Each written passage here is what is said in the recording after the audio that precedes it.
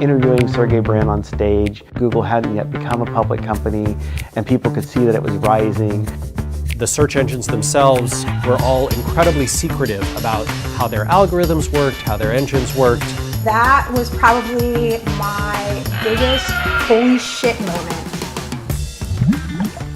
Back when it was okay to fill up your meta tags with 5,000 keywords. I pretty much disagree with everything he ever said about SEO. I don't know what he's talking about these days, but... And people thought like you just paid somebody and then they did some magic and then all of a sudden their website would rank by itself.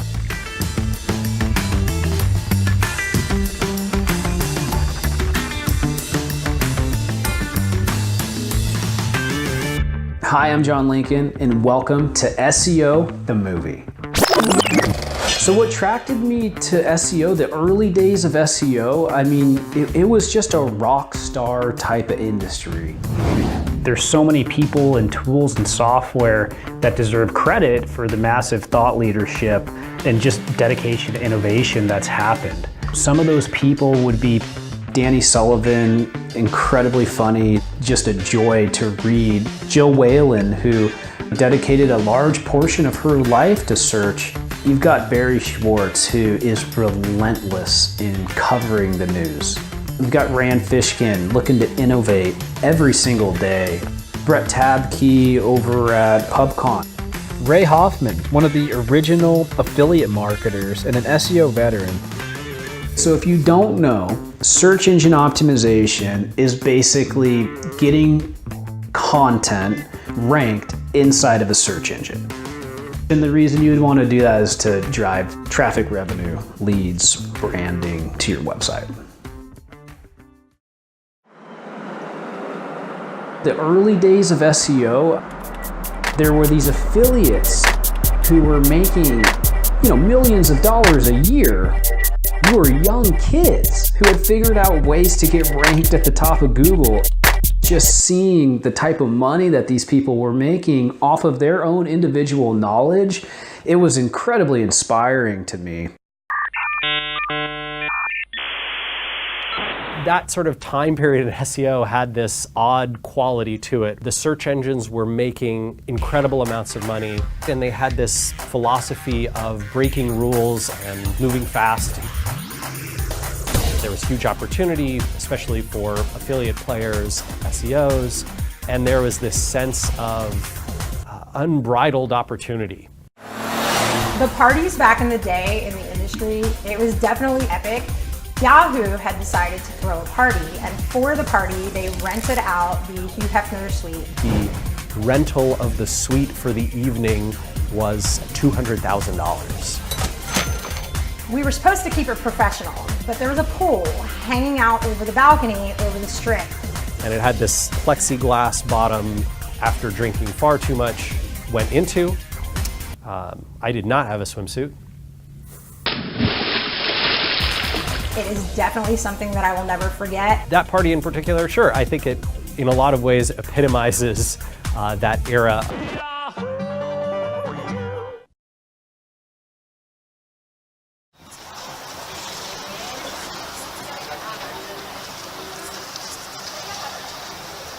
Hi, I'm Danny Sullivan. I'm the founding editor of Search Engine Land. I got into covering search engines over 20 years ago. I was a journalist. I saw the web starting to develop, and so I left from newspapers to do web development in 1995. We had SEO even then, even though we didn't really call it that, in the sense that people understood that there were these search engines, that it was important to be listed on them, but no one really understood how you do it or what was effective. So I started looking into it, published a guide that became the Webmaster's Guide to Search Engines, and then eventually developed into the work that I do today. It set me off on a whole new career that I hadn't been expecting, just because I really wanted to get some decent answers to questions about how search engines work. Danny Sullivan, he's clearly the oldest established name in SEO today. When I think back to the early days, Danny was always there with his weekly newsletter posts, keeping us informed. Looking back at when I first met Danny Sullivan, kind of like the feeling like you meet Matt Cutts. He was like literally the founder, the man behind the search industry. And when I met him, it was really a great honor. Obviously now I work with him every day and I speak to him all the time, and it's not that much of a thrill anymore, so sorry, Danny. But I've never met somebody who could understand and communicate a technical SEO topic as quickly and as comprehensively as he has. When I think of Danny Sullivan, I think of the Dan Rather of SEO. He is the original reporter on the industry. I think Danny did a great job in the early days of kind of getting to the search engines and being that journalist that was like, hey, you know, I need to report on this, but I actually understand what I'm going to be reporting on. You can tell if the mainstream media has reported on a topic or if Danny Sullivan has reported on a topic. Interviewing Sergey Brin on stage back in the day, and Eric Schmidt as well, was amazing. You know, especially with Sergey, because Google hadn't yet become a public company, and people could see that it was rising, and it was, you know, still very kind of raw and fresh. I can remember once being at Lycos when a big story broke about the size of search engines and watching them all panic because they were not one of the biggest search engines that were out there. It's like, how do we deal with that? I remember the same thing at a Google dance. Yahoo had announced they had a bigger index than Google, and you know, all the people at Google suddenly went into crisis mode on how they deal with that. So witnessing those sorts of things certainly has been great.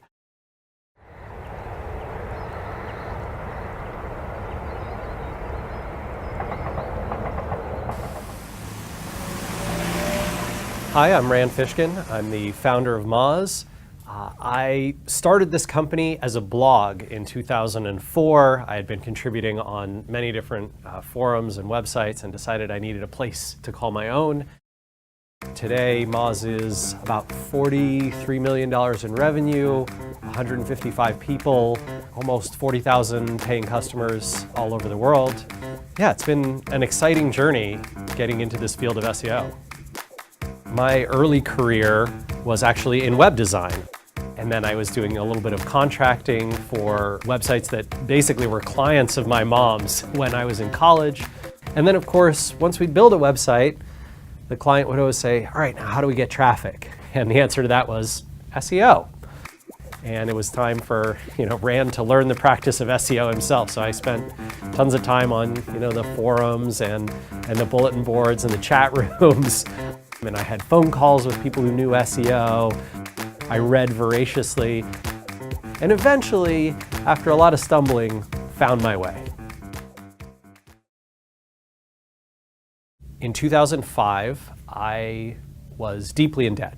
Moz was deeply, deeply in debt. You know, my mom and I had close to $150,000 of credit card debt that we had defaulted on, which meant that we owed credit card companies something like $500,000.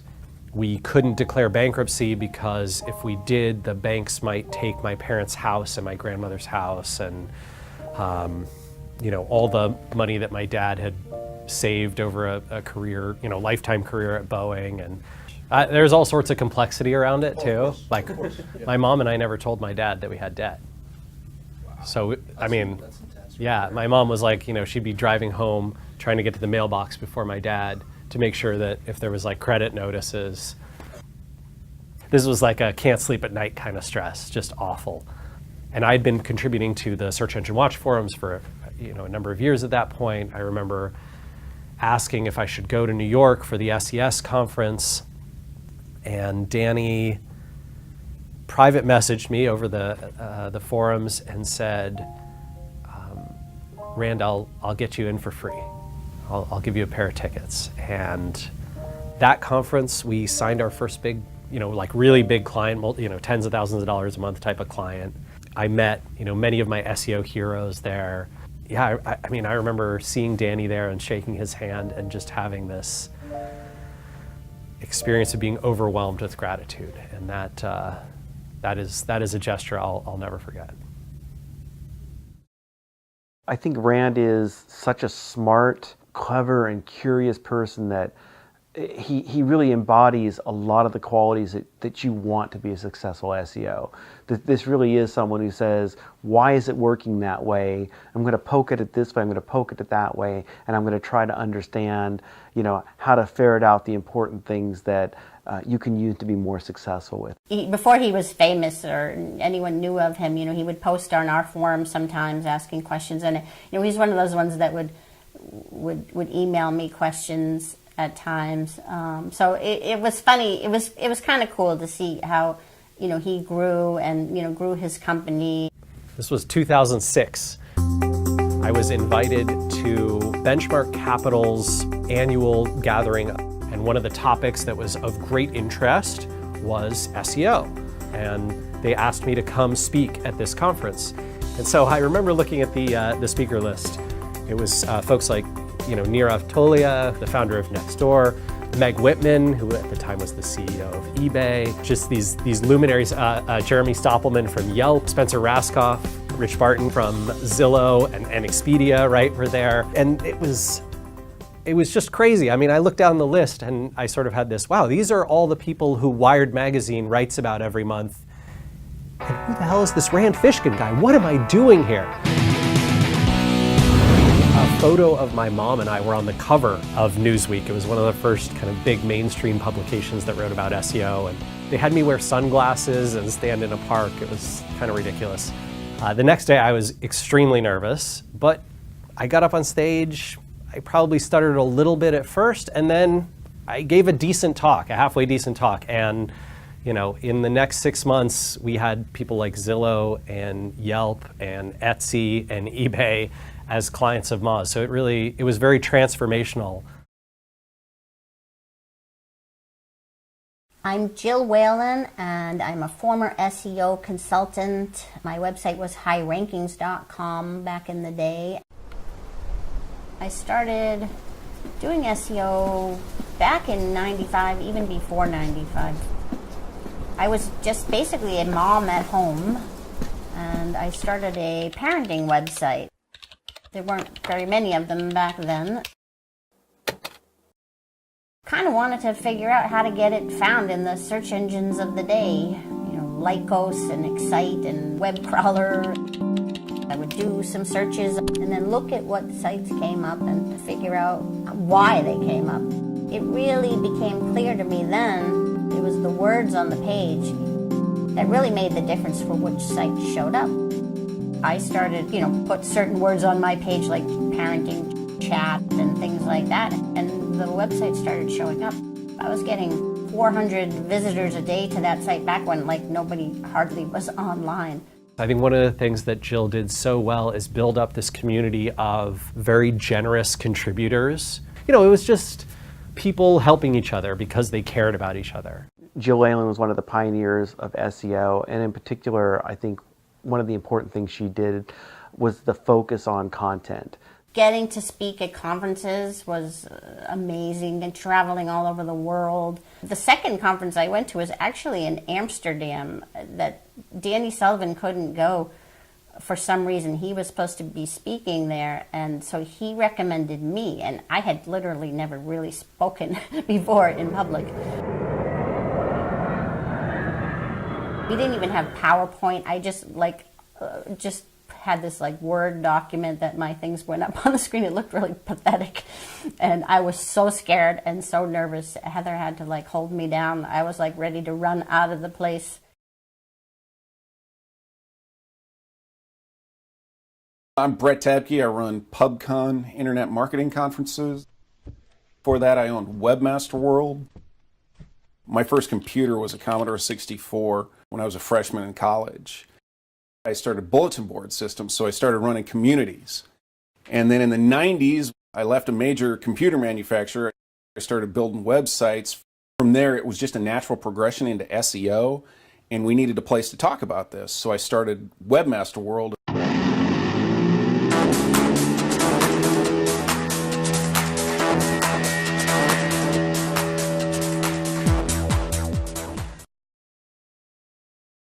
So back in the day, there was a lot of just easy technical stuff. Nobody knew how to build web pages, let alone how to get traffic or how to get listed.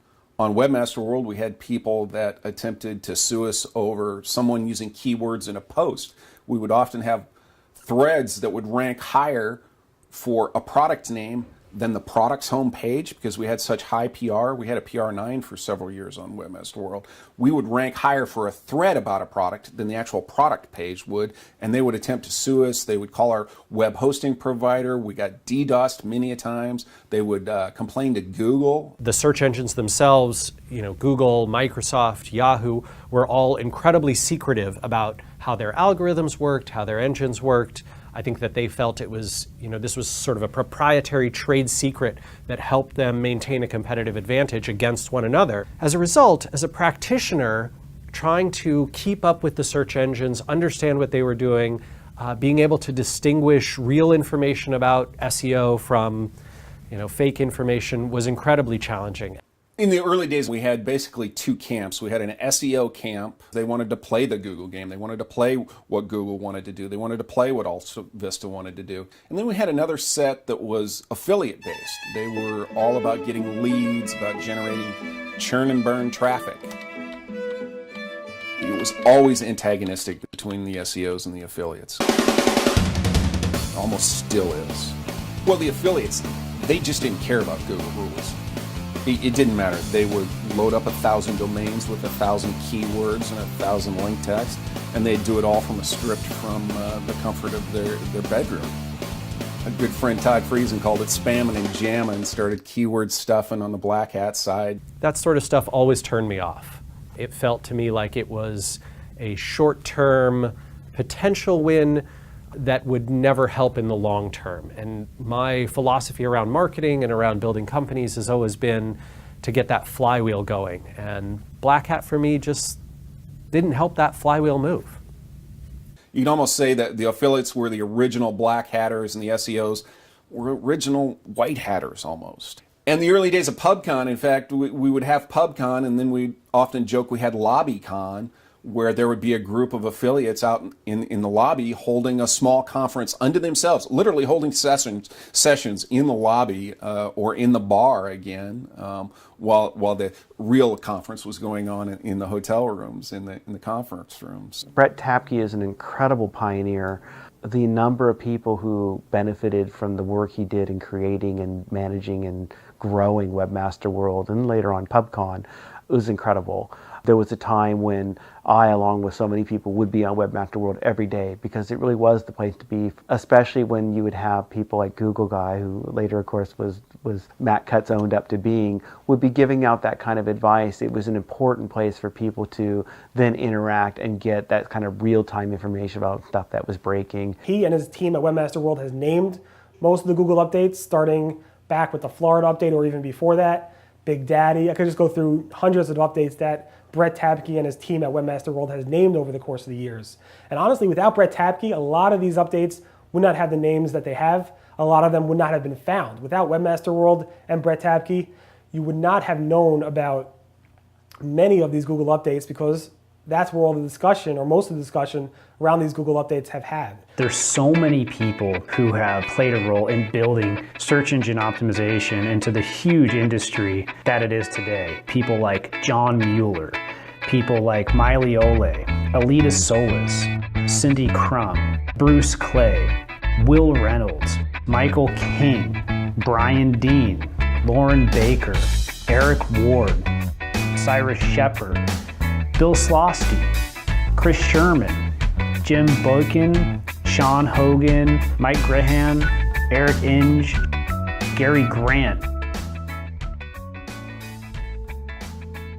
My name is Ray Hoffman. I also go in the industry by Sugar Ray, my alter ego. When I think back to the early days, the biggest life-changing moment for me, I was working in the long distance space. I had, $1,000, $2,000 coming in a month from ranking for long distance terms. And a buddy of mine contacts me and he says, hey, I'm doing really well with this product. It's this diet pill called phentermine. I had never heard of phentermine before. I had to go look it up. So I built the website, and back then Google updated once every 5 to 8 weeks, and whatever rankings you had, once it was done doing what we called the dance, those were your rankings for the next 5 to 8 weeks until it danced again. So if you lost your rankings, you were screwed. If you gained your rankings, you had solid income coming in. I wake up one morning and my MSN windows are all lit up, which means there had to have been an update while I was sleeping.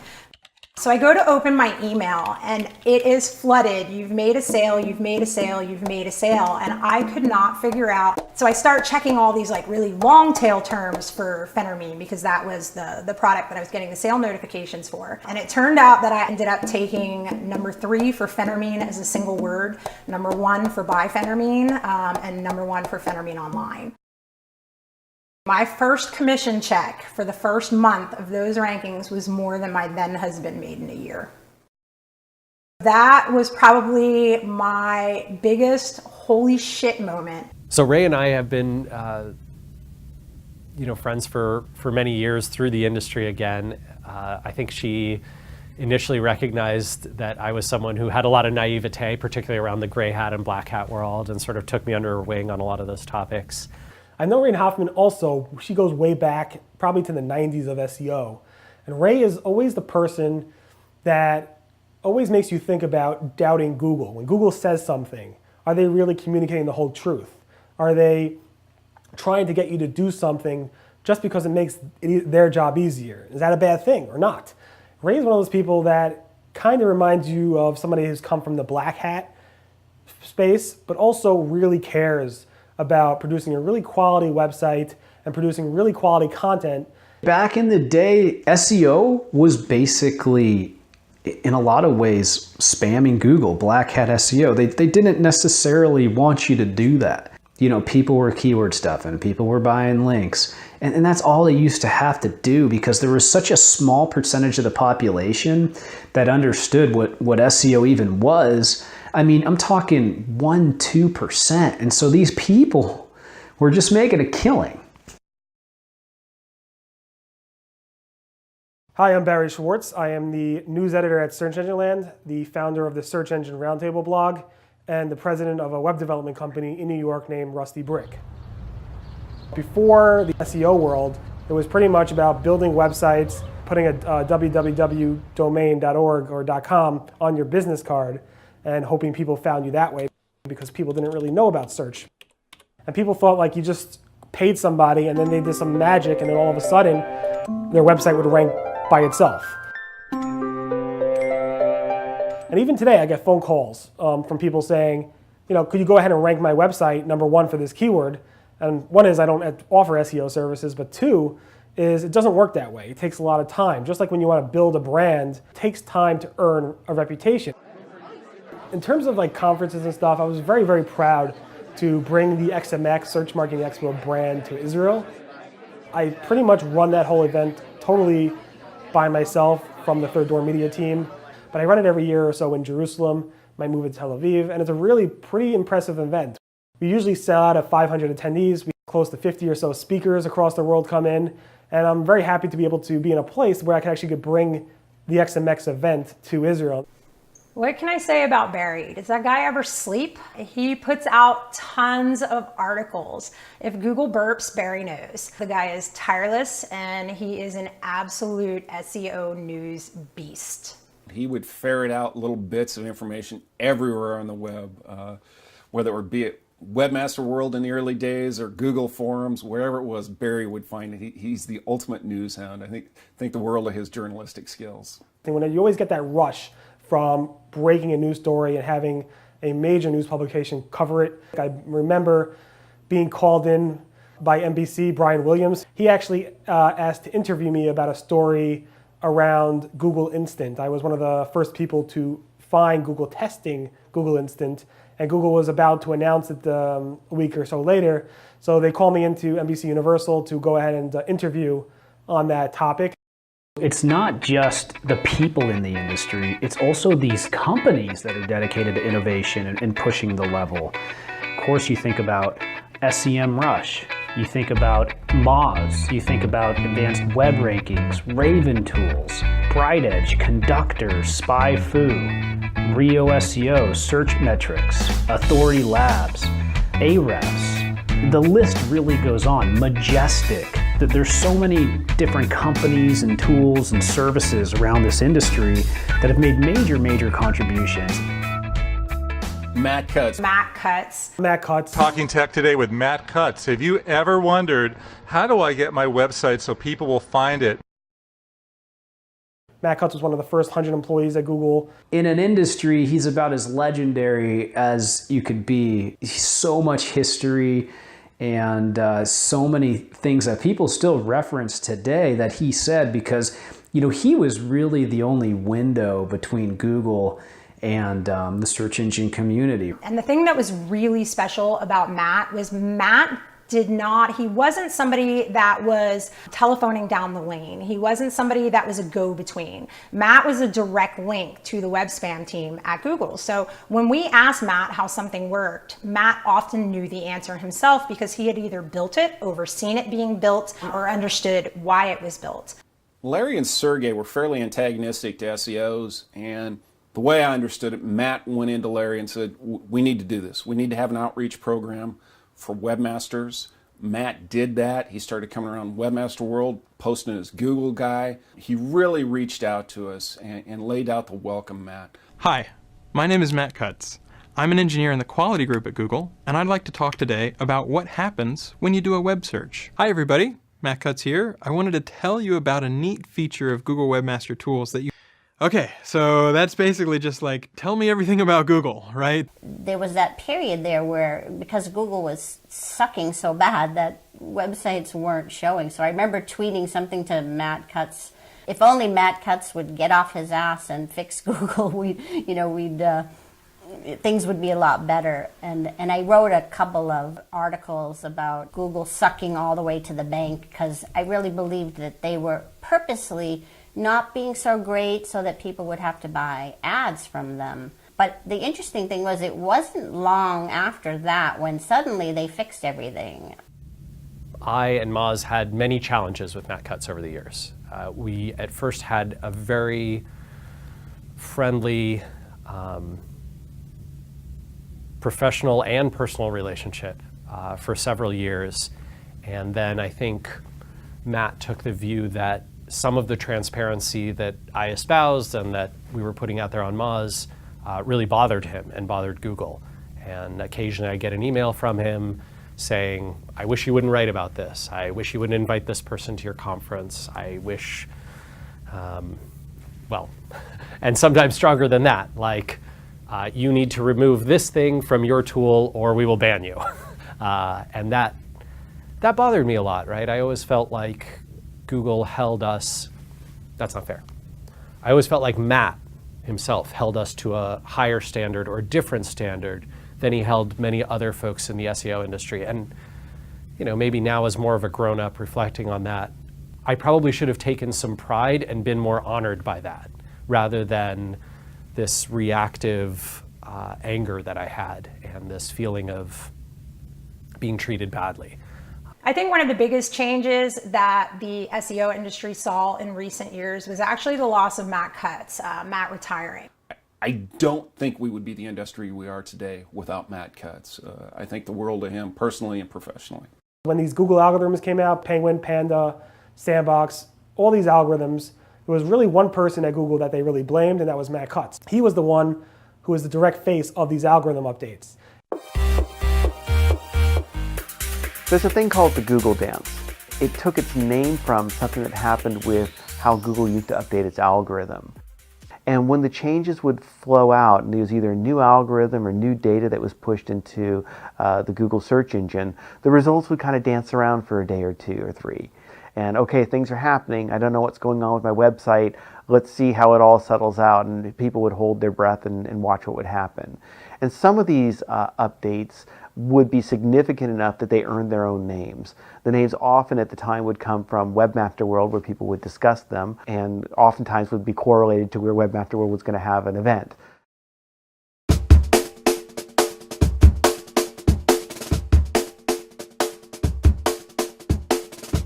You wouldn't think the launch of the Google toolbar would be such an important, huge chapter in SEO, but it really was. And in particular, it was because the Google toolbar came with an advanced feature called the PageRank meter.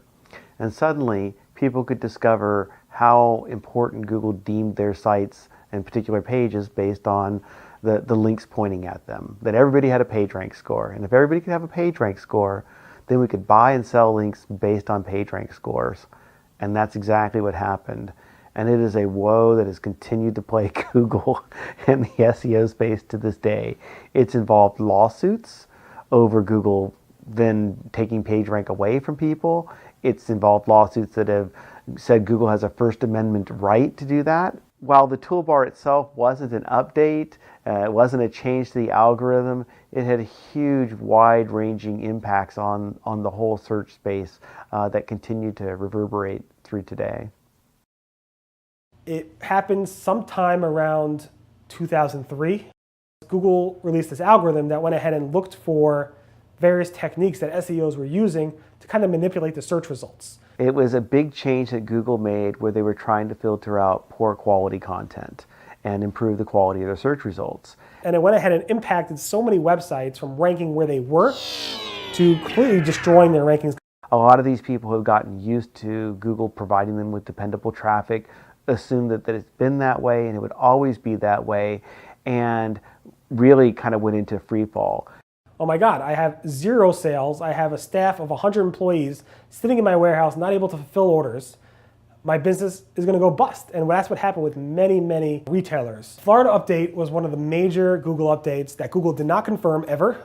Google really came out and put their foot down with the Florida update. They really threw an elbow and let us know that this was their algorithm, this was their machine, and their business that they were going to protect. They clearly went out and went directly after search engine optimizers. Google referenced the Ink to Me spam database during the Florida update in several talks that, it was the prototype. They went out and they went after SEOs. They went after SEO clients that were breaking the terms of service of Google. Google really let us know that the days that we used to know were over, that they were taking control of their search engine going forward. You can just remember how much being on Webmaster World at that time was crucial if you were trying to understand everything that was going on. And it owes so much of a debt back to Brett as being a leader in the industry and just creating that kind of a place. People had come to understand that Google was very dependent on links. So you wanted to get links to your website. And that then, of course, as always seemed to be the case, produced a lot of junk and a lot of spam along the way. Leading up to the introduction of the nofollow tag, there had been cries that Google was to blame for all this blog spamming that was going on, these automated tools that would just come through and drop links on all sorts of blogs. And you had prominent people in the blogging space demanding that Google somehow fix it. And so Google finally did, or at least they fixed their PR problem. They didn't solve the blog spam problem. They introduced what was called the nofollow attribute, or the nofollow tag, and it allowed you to say, yes, this link from my website should not carry credit from my website to other websites. And the idea was that if you use this for your blog links, then people wouldn't spam you anymore because it was just going to be a waste of time. So the Google Panda update came out sometime in 2011. I think it was February 2011. And it was one of the most famous Google updates to ever happen.